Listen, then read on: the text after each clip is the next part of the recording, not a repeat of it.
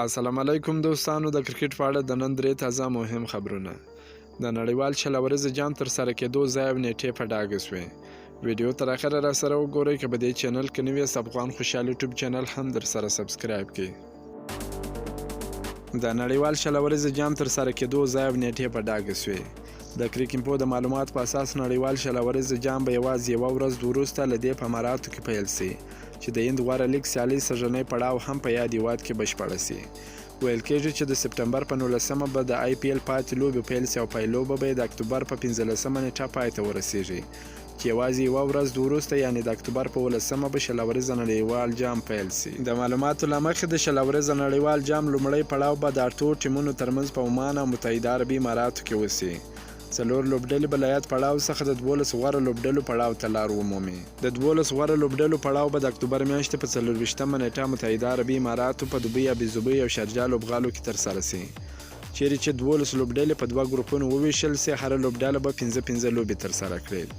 له دې پړاو وروسته به دوه نیمې پایلوبې او بیا به د دوو مخکښو لوبډلو ترمنځ پایلوبه د نومبر میاشتې په 14مه نیټه ترسره سي. د نړیوال شل ورځې جام لومړۍ مرحله کې به بنګلادیش، سریلانکا، عمان، پاپو نیګیني، نمیبیا، هالند او سکاټلند خپلو کې 12 لوبې وکړي او 4 لوبډلې به ترې نه اتو غوره لوبډلو سره یوځای سي. افغانستان، هندوستان، پاکستان، انګلستان، ویسټ انډیز، سویلي افریقا، استرالیا او نیوزیلند لا وړاندې په دویم پړاو کې دي، او د 4 نور لوبډلو له یوځای کېدو سره به د 12 غوره لوبډلو ترمنځ د 13 لوبو لومړۍ لوبه هغه د اکتوبر په 24مه نیټه ترسره سي. د کرکټ شل ورځې نړیوال جام د 12 غوره لوبډلو پړاو کې به افغانستان له انګلند، سویلي افریقا، هند او دوه نور لوبډلې چې له لومړي پړاو به ووځي له هغو سره به لوبې ولري.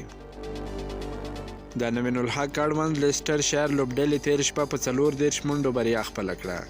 نوین الحق د 34 منډو په ورکولو سره یوه ویکټه ترلاسه کړه. نوین الحق د ویټالټي بلسټ سیالیو کې ټول ټال 8 لوبې ترسره کړي دي، 14 ویکټې یې ترلاسه کړي دي. بلخوا محمدبي د انګلستان په ویټالټي بلسټ لوبو کې د خپلې لوبډلې لپاره په بالنګ کې 4 اورونه ترسره کړل، 18 منډې یې ورکړلې، کمه ویکټه یې وانخیستل، خو په توپوهنه کې په 19 توپونو باندې 22 منډې وکړلې. خپله لوبډله یې بریا ته ورسول، د لوبې غوره لوبغاړی وټاکل سو. که مو دا ویډیو خوښه سوې، ویډیو در سره لایک کړئ. که په دې چینل کې نوی یاست، افغان خوشحال یوټیوب چینل هم در سره سبسکرایب کړئ. د نور تازه معلوماتو لپاره هم زموږ سره اوسئ. تر بلې ویډیو پورې د الله په امان.